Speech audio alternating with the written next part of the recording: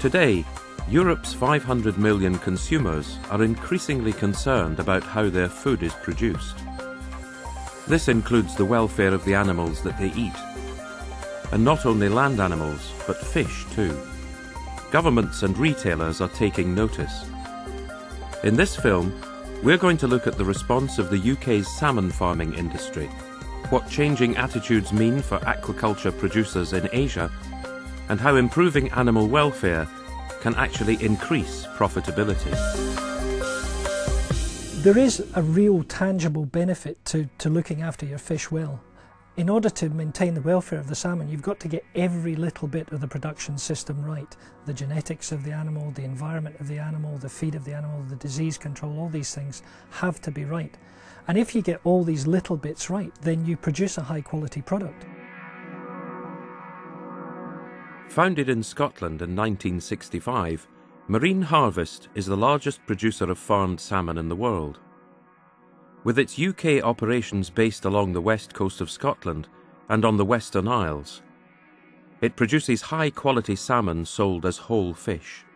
I've been a salmon farmer for 35 years, and in that time the industry has changed dramatically. I think when the industry started, there were no rules and regulations, no standards. But since that time, as the industry has moved on, the industry has become more complex and more concerned about issues like animal welfare. Well, the RSPCA is the world's oldest animal welfare charity. It's also the world's largest welfare charity. It receives about £120 million a year from public donations in the support of animal welfare.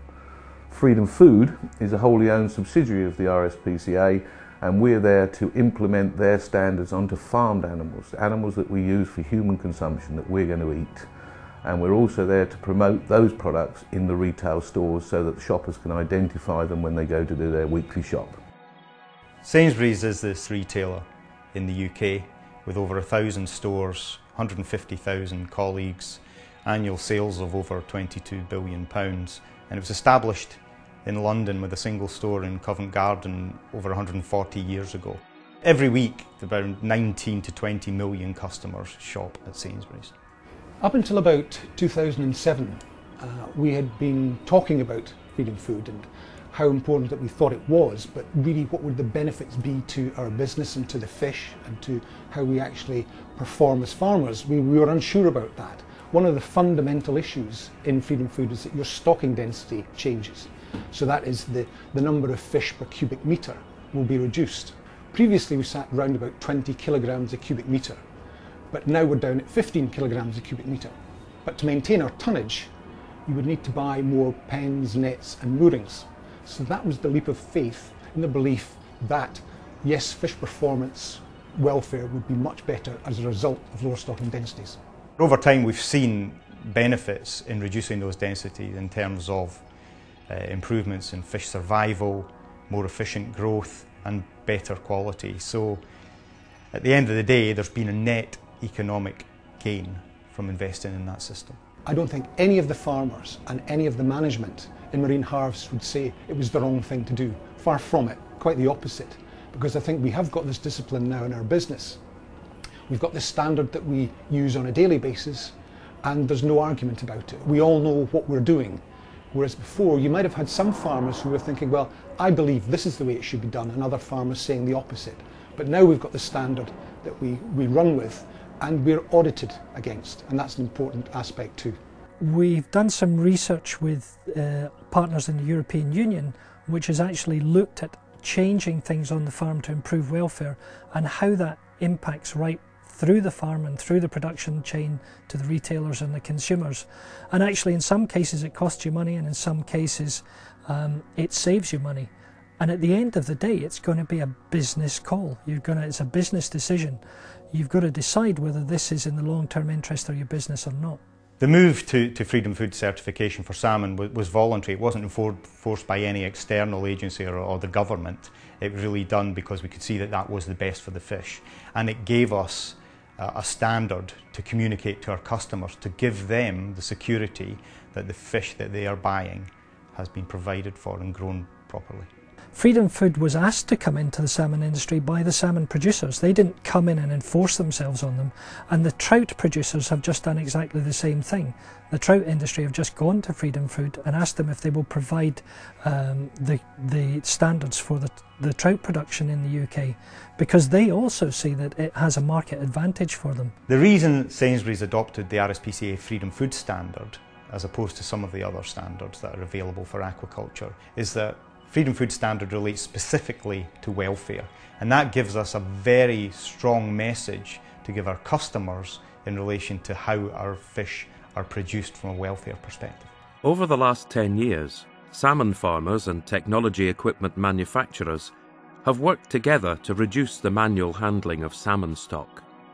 Manual handling of fish is far, far less today than it was 20 years ago. And today, a lot of it is pumping using suction pumps to deliver fish onto well boats or to grade the fish on grading machines. Lowering stress levels in the fish is one of the main objectives. If the animal's stressed,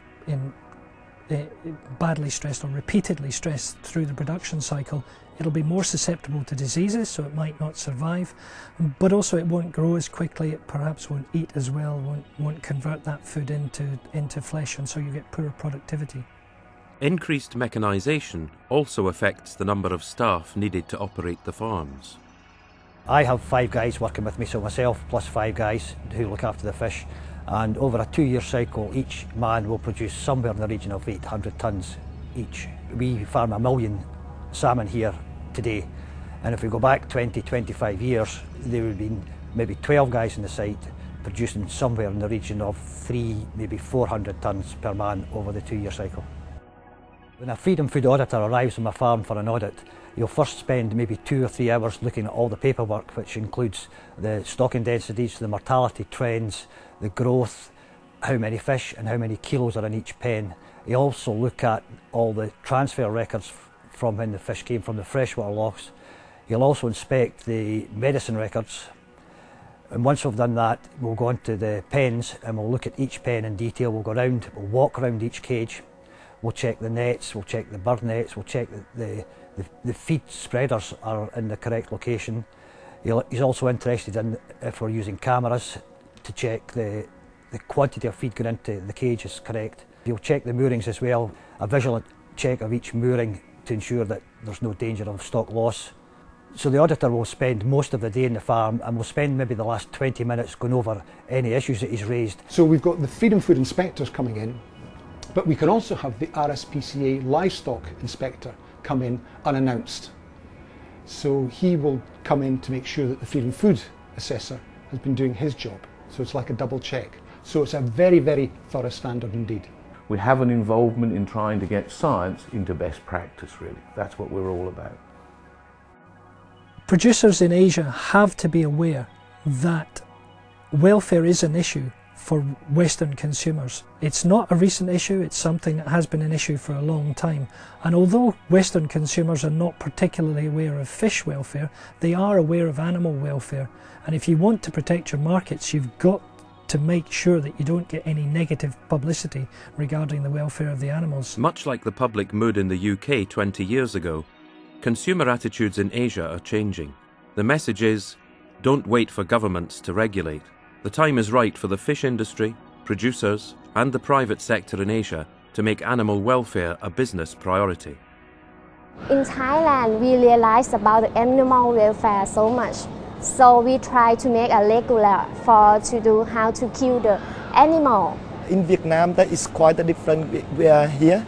The main reason I think is the different culture. We did not care a lot about the animal welfare. I have to say in the past, we don't realize about the welfare too much. But now, everything changed. In the future, in Thailand, I think we have to take action about the animal welfare. We can get the healthy fish and peaceful fish in the market.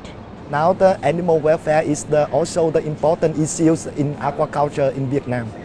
With more than 60% of Scottish salmon now Freedom Food certified, this can be seen as one model that has been successfully implemented by the Scottish salmon industry.